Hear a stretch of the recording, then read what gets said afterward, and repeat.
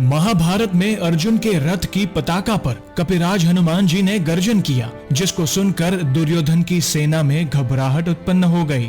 द्रोणाचार्य और भीष्म पितामह ने कहा कि ये महाबली पवन कुमार है, जिनका बल वीर रस रूपी समुद्र का जल हुआ है। इनके स्वाभाविक ही बालकों के खेल के समान धरती से सूर्य तक के कुदान ने आकाश मंडल को एक पग से भी कम कर दिया था। सभी योद्धा गण मस्तक नवाकर और हाथ जोड़कर देखते हैं। इस प्रकार हनुमान जी का दर्शन पाने से उन्हें संसार में जीने का फल मिल गया।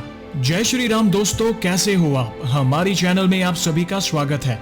मैं हूं आपका दोस्त Jayesh Vaghela, founder of dharmicstory.com and secret mysteries.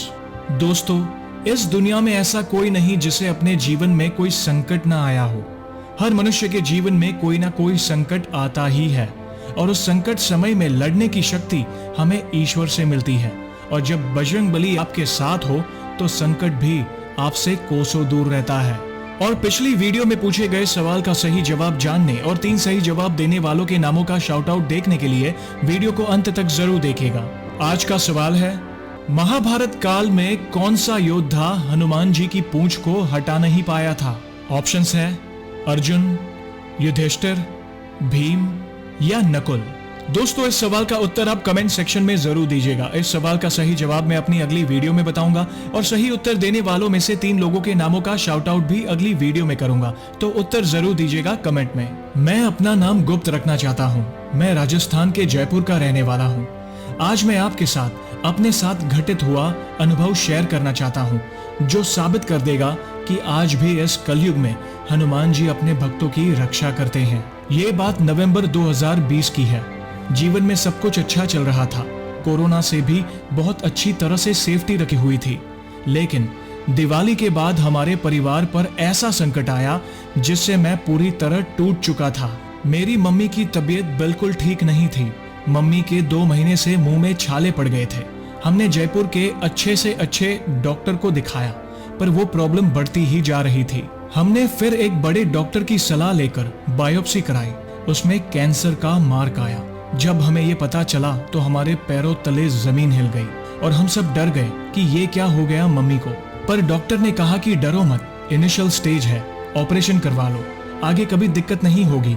Mummy का ऑपरेशन 8 घंटे चला। मैं अंदर ही अंदर टूट चुका था और रो रहा था। प्रभु की कृपा से मम्मी का ऑपरेशन सक्सेसफुल रहा और मम्मी को हॉस्पिटल में 1 हफ्ते तक रहना था। पर जयेश भाई, समस्या यहीं खत्म नहीं हुई। मम्मी के ऑपरेशन के सिर्फ 2 दिन ही हुए थे कि मुझे कोरोना पॉजिटिव आ गया। लेकिन मुझे पता था कि मेरी बॉडी रिकवर कर लेगी, क्योंकि मैं एक स्पोर्ट्समैन हूँ इसलिए। लेकिन मेरे पॉजिटिव आते ही पापा भी कोरोना पॉजिटिव आए। जयेश भाई, अब मैं बहुत डर गया था कि पहले मुझे मम्मी की सेहत की चिंता थी और अब पापा को कोविड हो गया। अब मेरा दिमाग ब्लॉक हो चुका था कि अब क्या होगा। मुझे और मेरे पापा को कोविड पॉजिटिव होने के कारण हॉस्पिटल में मेरे जीजू मेरी मम्मी के पास रुके थे, और जब डिस्चार्ज करके मम्मी को घर लाए तो थोड़ा सही लगने लगा। पर मुसीबत यहाँ खत्म नहीं हुई थी, क्योंकि मम्मी की बॉडी कैंसर के ऑपरेशन के बाद बहुत कमजोर हो गई थी। मम्मी जब घर आई उसके 2 दिन बाद उन्हें भी कोविड हो गया। अब तो हम बहुत ज्यादा डर गए थे। मैं तो बस रोए ही जा रहा था। मुझे डर था कि मम्मी को कुछ हो ना जाए, क्योंकि मम्मी की बॉडी में कुछ भी इम्यूनिटी पावर नहीं थी। मैं बचपन में तो हनुमान चालीसा पढ़ता था, पर बड़ा होने के बाद मैंने पाठ करना बंद कर दिया था। पर जब ये सब हुआ तो वापस हनुमान जी के सामने हाथ जोड़कर क्षमा याचना मांगकर मैंने बजरंग बली से प्रार्थना की, हे प्रभु, सब ठीक कर दो। एक आप ही हो जो हमें इस संकट से बाहर निकाल सकते हैं। पापा मम्मी को कोरोना की वजह से हॉस्पिटल में एडमिट किया गया, और उसी दौरान मुझे पता नहीं कैसे आपकी वीडियो यूट्यूब पर दिखी।